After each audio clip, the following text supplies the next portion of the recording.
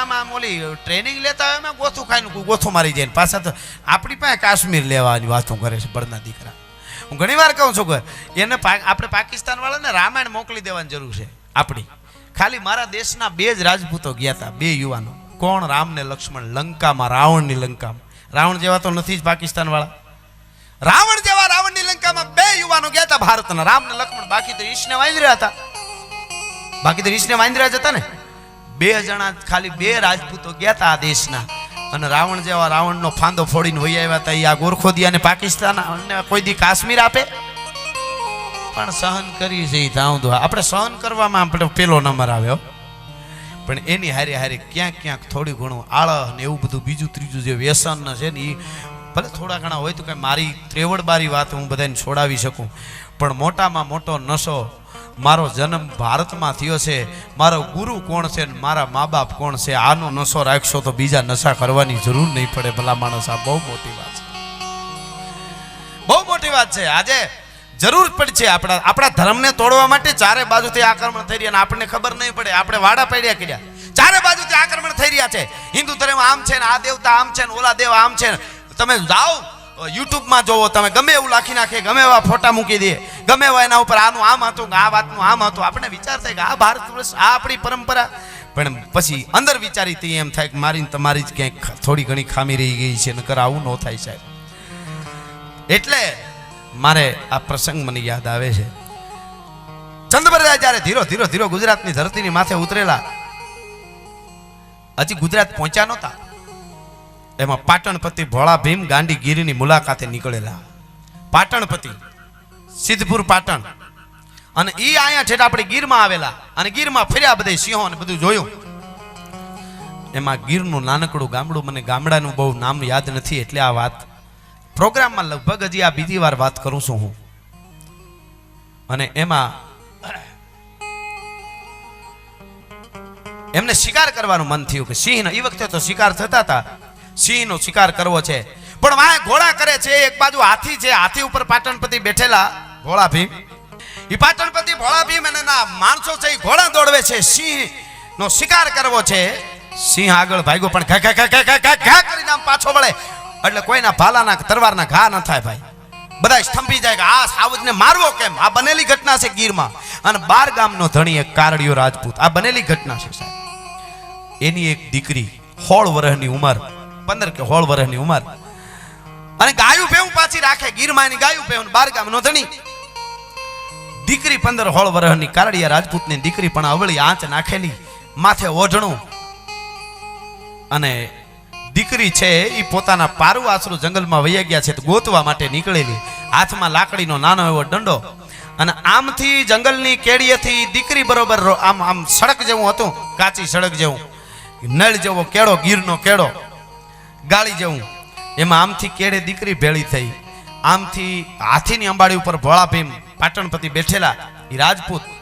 અને એના માણસો છે એ ઘોડા દોડવીને કે હમણાં ભાલા પરવી દઈને સાવજને મારી. પણ ઘા ઘા ઘા ઘા ઘા કરીને સાવજ પાછો એક ગણક મારે બધા થંભી જાય. આના ઉપર ઘા કેમ કરવો એમને માયલું જાય. એ હાથમાં લાકડીનો દંડો 16 વર્ષની કારડિયા રાજપૂતની દીકરી છે આમ નીકળી બરોબર કેડી માથે.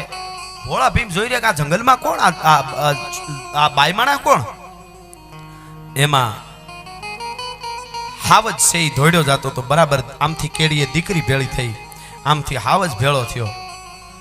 એને એમ થયું કે મારા પારુ વાસરું આમાં ક્યાંક છે ને, એ બાજુ હાવજ જાહે તો આવો પધારો, એને નુકસાન કરશે તો. આ બનેલી ઘટના મિત્રો આપને કહું છું, અમુક વાતો એવી હોય છે જેને તમારે બુદ્ધિને એક બાજુ મૂકવી પડે ત્યારે આ બધી સમજાતો હોય છે. એ હાવજ ઘા ઘા ઘા કરતો દીકરી પાસે નીકળે ને દોટ મળી ભાઈ, પોતામાં લાકડી જેવો દંડો હતો એનો ઘા કર્યો. અરે હાવજ તું મારા પારુ વાસરું બાજુ જાચો. હળી કાઢીને ઇતિહાસકારો એમ કહે છે કે હાવજ ધોડ્યો જતો તો વાહીલા પગ પકડ્યા ભાઈ. આ દીકરીએ 16 વર્ષની દીકરી હો, ગાંડીગીરીની. અને આમ કરીને આમ 2 પગ પકડીને હાવજને આમ કરીને આમ પછાડ્યો ઝાડને સામો. બેભાન જેવો હાવજ થઈ ગયો, પડતો જાય ને ભાગતો જાય, પડતો જાય ને ઊભો થતો જાય. અને પછી પરસેવે રેબજેબ થઈ ગઈ દીકરી. આમ કરીને આમ પરસેવો લૂતી લૂતી આમ જોયું કે આ કોણ, આ રાજા જેવો હાથી ઉપર ને. અને ભોળા ભીમની નજર પડી કે આ હા હા હા હા હા આ ગીરમાં રહેવા વાળી બાઈ, આ છોકરી. આની કુંખે જો દીકરા જન્મે તો ખડે લાભ ને ટેકા દી એવા થાય. અને પછી સાબુદ્દીન ગોરીના બાપની તાકાત નથી કે મારા હિન્દુસ્તાનની સામે મીટ માંડી શકે હો. હા, અને એને માણસોને કીધું તપાસ કરો આ છોકરી કોણ છે, બાઈ કોણ છે. તપાસ કરવામાં આવ્યું. બારક ગામનો ધણી ગીરનો એ કારડિયો રાજપૂત, એમને ત્યાં ભોળા ભીમ પોતે આવ્યા અને એને માગું નાખ્યું, તમારી કન્યા મને પરણાવો. વિચાર થયો કે પાટણપતિ છે ભોળા ભીમ, આવડું મોટું રાજ, મારી દીકરી સુખી થાય, ક્યાં બાપને કોડ ન હોય. ટૂંકમાં વાત કરું મિત્રો, ગાંડીગીરમાં પાટણપતિના મંગળ વર્તાણા ફેરા ફેર્યા અને પછી જાન અહીંથી નીકળી એ પાટણમાં જાન જાય છે. એક દી, બે દી, ત્રણ દી, જે કાંઈ રસ્તામાં દિવસો થતા હોય ત્યારે તો એક મર્યાદાઓ હોય છે. વરરાજ જાન આગળ જાય છે, હાથી ઉપર ભોળા ભીમ પાછળ જે ઝુંડ આખું એને મૂકવા માટે જતા હતા. એ બાયુ માણસ તો છેટા હોય. પહોંચ્યા, પાટણ પહોંચે છે અને બરાબર બપોર પછી રોંઢું થયું અને મહેમાન આવ્યો. ભાઈ કોણ? ચંદબરદાય. એ બારોટજી આવ્યા અને કીધું તમારું માથું જોઈએ તો કે કવિરાજ આપ્યું. કેટલી સેના જોઈ છે? ઈ કે સેના નહીં, તમારે પોતાને આવવું પડે. સેના ભલે ઓછી આપો પણ સાબુદ્દીન ગોરી આવે છે હિન્દુસ્તાનની માથે વાર કરવા માટે હો. અરે કવિરાજ એમાં શું, હવારે કૂચ કરી અહીંથી નીકળી તો હવાર કોણે જોઈ છે? અટાણે નટાણે નીકળવું પડે. દી હાથમાં ને થોડીક વાર હતી ભાઈ.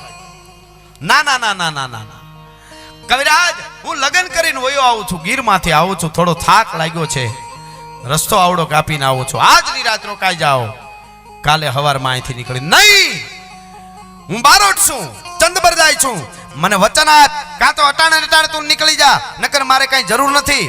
ઘણા બધા રાજપૂતો મેં જોયા છે. અરે કવિરાજ એમ ખીજ કરવાની નોય, રોકાઈ જાવ, તમને ખબર નથી પડતી, હું લગ્ન કરીને વયો આવું છું આમ તેમ. પણ કવિરાજને ખબર પડી ગઈ કે પાટણપતિનો મોહ ગીરમાંથી આવેલી રાજપૂતાણીમાં છે, એટલે એ હટાણે નહીં આવે. પણ હવે મારી માને જરાક જોઈ લઉં, ગીરનું પાણી શું છે એ જોઈ લઉં. હા હા હા, તમે કોકદી કલ્પના કરજો શું ઘટનાઓ બની છે. આ દીકરીઓ કોઈ યુનિવર્સિટીમાં ભણ્યું નહોતું, પણ એની અંદરની જે ખુમારી લોહીમાં માના ધાવણમાં આવી હતી, કોઈની ત્રેવડ નથી કે આજ કોઈ એ સંસ્કારને પીવરાવી શકે સાહેબો. ઈ પાટણપતિ હજી કચેરીમાં અમીર ઉમરાઓ અરે બેઠા છે ને કવિરાજ નીકળી ગયા એટલે કીધું કવિરાજને ઉતારો આપી દો, રોકાવ હવારે. તો કે હા હું ઉતારે જાઉં છું. પણ હકીકતમાં ચંદબરદાય ઉતારે ન ગયા, ઓરડે ગયા. અને બરોબર રાજપૂતાણીનો ઓરડો, જે પરણી નવા રાજપૂતાણી અહીંથી ગીરમાંથી ગયેલા કારડિયા રાજપૂતની 16 વર્ષની દીકરી, એના ઓરડાની બહાર જઈ અને પલોઠી વાળીને બેસી ગયા. રાજપૂતાણી ઓરડામાં છે અને એમ કે રાજપૂત આવશે તો આયા ને. હાંજ પડી, વાળું પાણી કરીને ડાયરો છૂટો પડે અને ડગલા માંડીને પાટણપતિ ભોળા ભીમ છે એ રાજપૂતાણીને ઓરડે જવા માટે સડાપ સડાપ સડાપ સડાપ સડાપ ડગલા માંડતા આવે. આમ નજર પડી, રાજપૂતાણીના ઓરડા બહાર પલોઠી વાળીને બારોટજી બેઠા છે. ચંદબરદાય, અરે કવિરાજ તમે આયા, તમને ઉતારો આપ્યો છે, આ કેમ આ રિહાણા હોય એમાં પલોઠી વાળીને બેઠા છે? તમારું મારે કઈ કામ નથી, કાં તો હું મારી માની રાહ જોઉં, કઈ બારા નીકળે મારે એક વાત.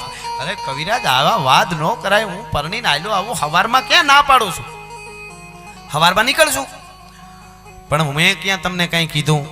મારી જે કઈ વાત કરવાની હતી તમારા આગળ રાખી, તમે અત્યારે આવો એમ નથી. મારે મારી માં બહાર આવે, રાજપૂતાણી બહાર આવે, એને મારે દર્શન કરવા છે. ઈ હામી વાત સાંભળી ગઈ એ રાજપૂતાણી. ધીરેક દિન થોડોક દરવાજો આમ ખોલ્યો, 16 વર્ષની કંકુની લોળ જેવી રાજપૂતાણી ઊભી. આમ જોયું પણ ભોળા ભીમ રાજપૂતની આમ આંખ ફરી, રાજપૂતાણી અંદર જાઓ. કમાડ થોડુંક બંધ થયું. ચંદબરદાએ કીધું માં પૂરા દર્શન તો દે, તું ગીરમાંથી આવી છો, રાજપૂતાણી છો, હું બારોટ છું. પણ ઉઘડ્યો દરવાજો, રાજપૂતાણી અંદર જાઓ. કે અંદર જવાની વાત પછી પેલા કવિરાજ શું કહે છે, બારોટજી શું કહે છે એને જવાબ આપો. કાઈ નહીં હોય તો આવે છે સાબુદ્દીન ગોરીની સેના આવે છે, પૃથ્વીરાજ ચૌહાણની હારે મારે ભળીને એની સેનામાં, અને બધા રાજપૂતો જાય. હું હવારે જવાનો તો કે હવારે નહીં, અત્યારે જાવ છો તો કે અત્યારે હું આવડો પંથ કાપીને આવ્યો છું, કેવી રીતે જઈ શકું? જાવ છો કે અત્યારે નહીં, હવારે જાવ છો કે નથી જાવું? હવારમાં જાય. તમે કેમ રાજપૂતાણી સમજતા નથી? અંદર જાઓ. એ અંદર જાઓ કેતાની હારે દરવાજાથી થોડાક બહાર આવી અને પથ્થરનો ઊભો જે સ્તંભ હતો, ઇતિહાસ એમ કે ફાડ કરતું 16 વર્ષની રાજપૂતાણીએ માથું પછાડ્યું અને માથાનો આમ બુરચો ફાડ પડી ગઈ, લોહીનો ભભૂકો માથામાંથી વસતો અને આમ લોહીનો ખોબો ભરી અને કવિરાજને આમ માથે લોહીનો આમ ઘા કર્યો. લ્યો કવિરાજ, આ લોહી હારે રહેતા જાવ એટલે હિન્દુસ્તાનના સામે કોઈથી મીઠ નહીં મંડાય. કેટલાય રાજપૂતો તમારી હારે આવી છે ભલા માણસ. એ લોહીનો ઘા આમ કરીને આમ છાંટ્યું. સાંટતાની હારે તો થર થર થર થર થર ધ્રુજવા માંડ્યો ભાઈ. હો ભોળા ભીમ, વાહ રાજપૂતાણી, મને હું તમને ઓળખી નહીં શક્યો રાજપૂતાણી. હું પરણીને આવ્યો હતો, હું તમારા મોહમાં હતો, મને ખબર નહોતી 16 વર્ષની રાજપૂતાણી આવું બલિદાન આપી દે.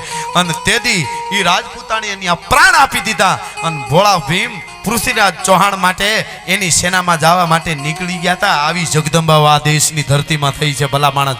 એક માથાનો પાસટ મારી અને માથું ફાડી નાખ્યું. ગીરમાંથી 16 વર્ષના રાજપૂતાણી પરણીને ગઈ હોય અને ધર્મને જ્યારે બચાવવાનું આવે અને રાજપૂત એના મોહમાં હોય અને એને માથા પસાડીને ફાડી નાખે અને પોતાના ધણીને ધર્મને બચાવવા મોકલે ને, આના રાહડાના આના ગીતો ગવાય. બાકી તો હવે ગાગલિયુના કોઈ દી રાહડા ન હોય, એના ગીતો ન હોય ભલા માણસ. ઈ પરંપરા છે, ઈ પરંપરા.